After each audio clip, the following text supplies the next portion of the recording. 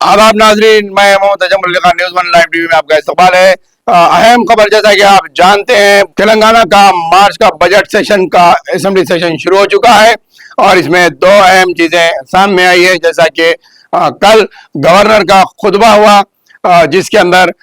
BRS के सरबराह, BRS के कायद, BRS के सदर जनाब के चंद्रशेखर राव ने असेंबली में तीसरी मर्तबा शिरकत की और उन्होंने गवर्नर के साथ आए और गवर्नर के साथ ही असेंबली से वापस चले गए। ऐसा लग रहा था वो भी जो है गवर्नर के बराबर ही आकर उनकी तकरीर सुनकर वापस चले गए। ना बिजनेस एडवाइजरी कमेटी का इजलास उन्होंने अटेंड किया और ना उन्होंने असेंबली में ज्यादा वक्त दिया, जो है बराए फॉर्मल आकर उन्होंने शिरकत की और चले गए। दूसरी तरफ गवर्नर की तकरीर पर, गवर्नर की स्पीच पर जो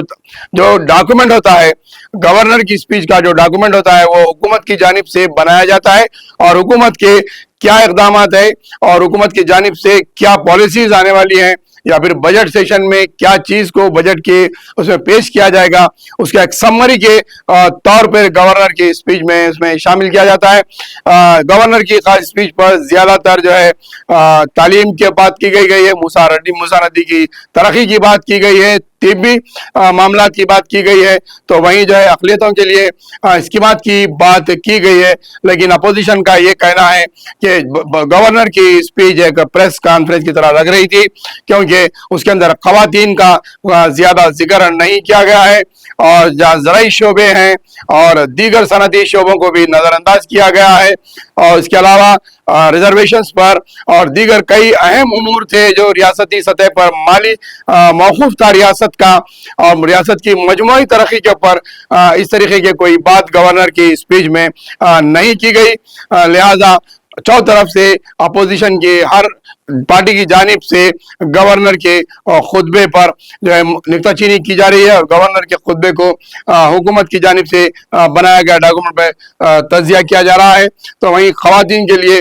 स्कीमात की जिक्र नहीं किया गया, माहाना फीस देने की, माहाना जो वजीफा देना जाना था उसके बारे में बात नहीं की गई है और जो है कल्याणी लक्ष्मी के ऊपर जो 1 ग्राम की वो सोना भी जो है 1 ग्राम का भी अभी तक उसकी एक भी अजराई नहीं आई, उसका भी कोई जिक्र गवर्नर की स्पीच में नहीं किया गया। तो वहीं ओल्ड पेंशन के साइट्स अभी तक नहीं खुली गई है, राशन कार्ड की इजराई का काम अब तक भी शुरू नहीं हुआ है, खाली अभी जांच चल रही है। इंदिरम्मा इंदुलू के बारे में भी जो है कल तहकीकात का ऑर्डर दिया गया है।